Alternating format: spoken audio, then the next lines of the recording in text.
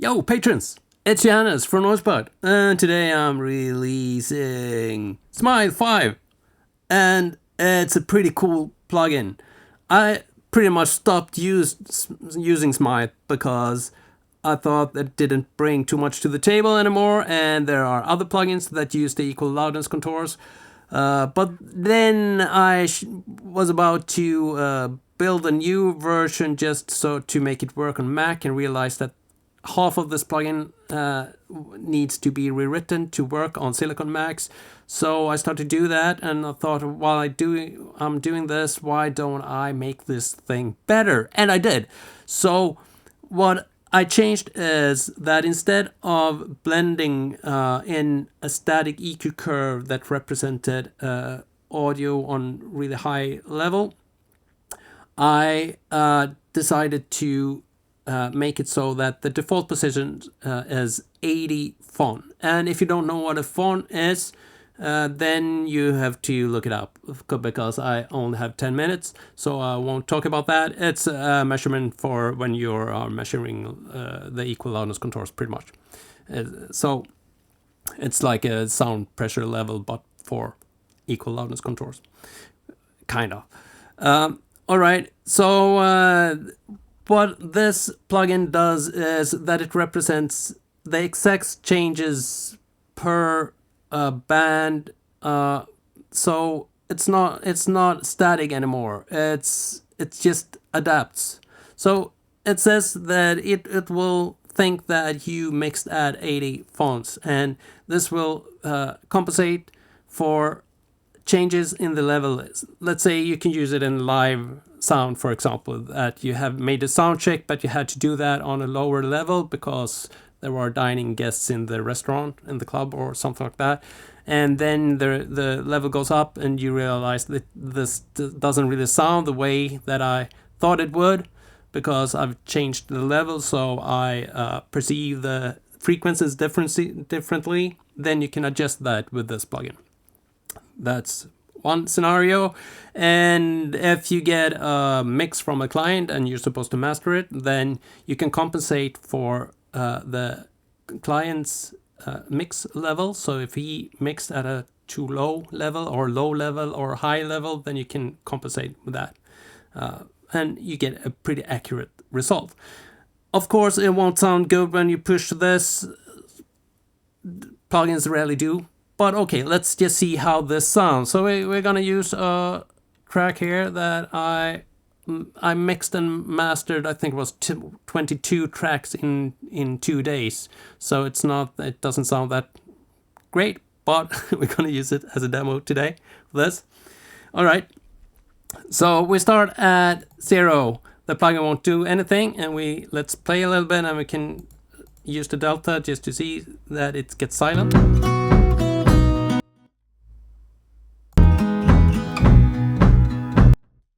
So that's completely silent. All right, let's play a little bit, and I'm gonna turn the knob to the right. This will kind of de-harsh it using the equal loudness contours. You will perceive the audio as softer, and then we'll go to the opposite direction, and you can see how that sounds. That will make it kind of harsher, but more clear also. Let's go.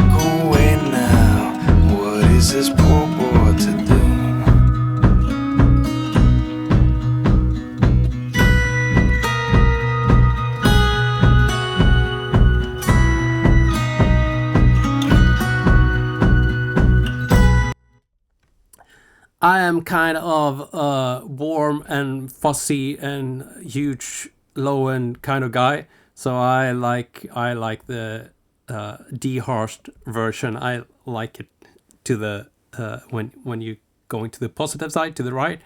But I actually think this particular track sounds good both ways. They're just different. It's just two different ways of doing it, and that's cool. Let's see, I have 5 minutes. Okay, let's see if I can go through all the functions.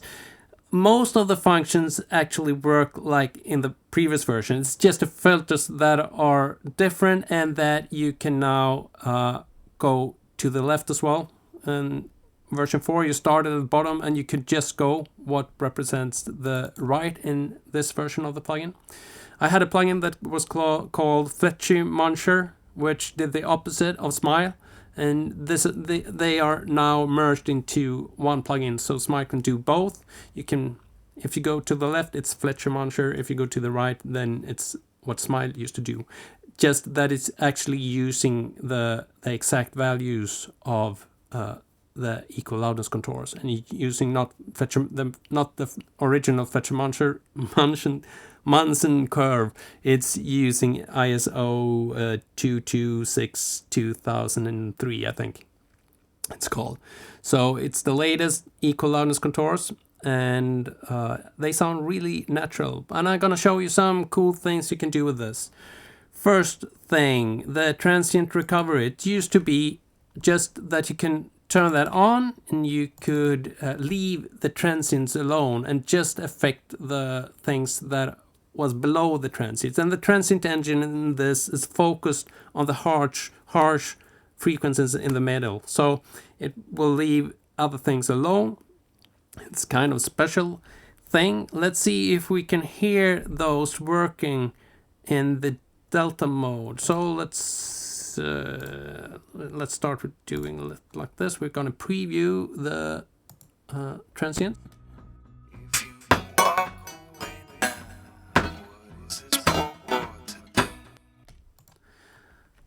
That's what's gonna be recovered right now. Let's listen to the delta.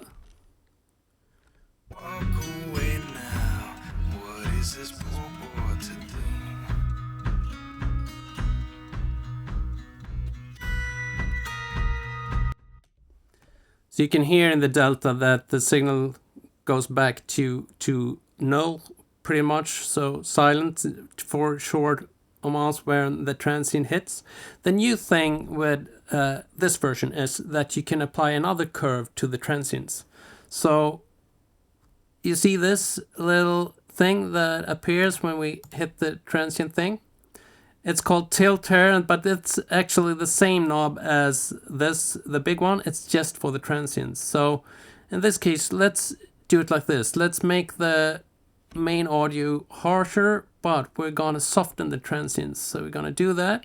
And you also have a gain knob, so you can increase the transients. And I added that because a softer EQ'd transient may sound less loud, even if it measures the same loudness. It may sound that, so you can just compensate for that a little bit. And I realized that this is a really cool expander that opens music up. So let's see how this setting sounds. Don't know you, but I want to spend some time in your world. Share your secrets, I will keep them safe from harm for you, girl. But it's getting late and somebody's waiting for you. If you walk away now, what is this poor boy to do?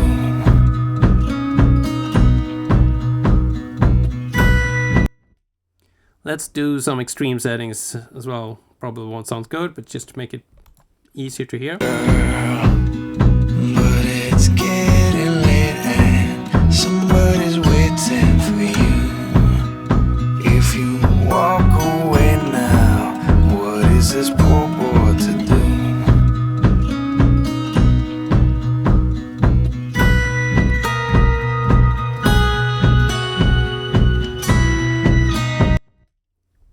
Let's do a extreme to the other direction. So we're softening the main part of the audio, but we are harshening the transients. But it's getting late and somebody's waiting for you.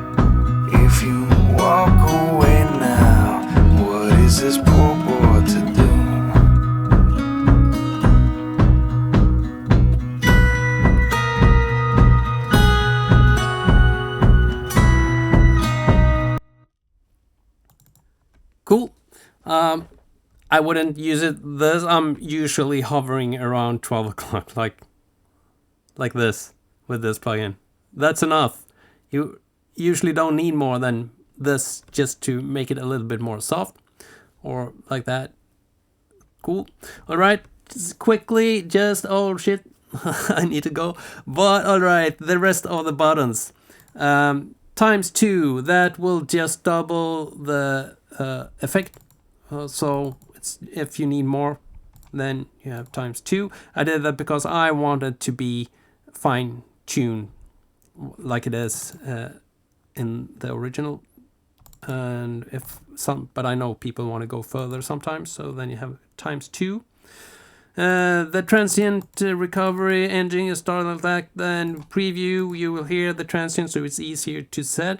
There's a difference in this version from version 4. The sense is automatic, in a part of it is automatic, so it's easier to find a good setting. But you can still adjust the sense to dial in more or less of transients. And it actually changed the algorithm as you turn this, so that could be good to know. So it will detect maybe other transients in this position than this. I usually have it around 2, like that. Link is a stereo link, so this is just detecting transients in the sum, and this will separate it to detect it in the left and the right channel, and in the middle it's kind of, yeah, it's a stereo link thing. Attack release, it's for the transients as well, so usually we work with shorter transients. I used longer in this to demo this. Amount is the amount of recovery you want. It's not really recovery anymore since you have the tilt and gain, so this is more of how much of the transient part of the plugin you want to use. I usually have it at 100% really. The tilt is the equal loudness contours for the transients. Gain is a makeup gain for the transients if needed. Mode, you can have it in mid or side mode or somewhere different mode, so this will just affect the sum, this will just affect the sides. Delta is delta, bypass is bypass, open the manual, and that's it. Yeah, so the default position is 80 phon, and if you want to go louder, you go to the right. If you want to go to how music or frequencies are perceived at the lower level, then you go to the left. And that's it. This is Smile, and it's really useful. So I'm going to start to use Smile again. I haven't used it for a couple of years because there are other tools that have the equal loudness contours, but this is better and it's cooler. Now I consider this like a loudness contour tilt filter, which is really cool, and it's almost no latency, so you can use it in live scenarios as well. That's it for today, and have a good one, and I see you with the next plugin. Bye bye.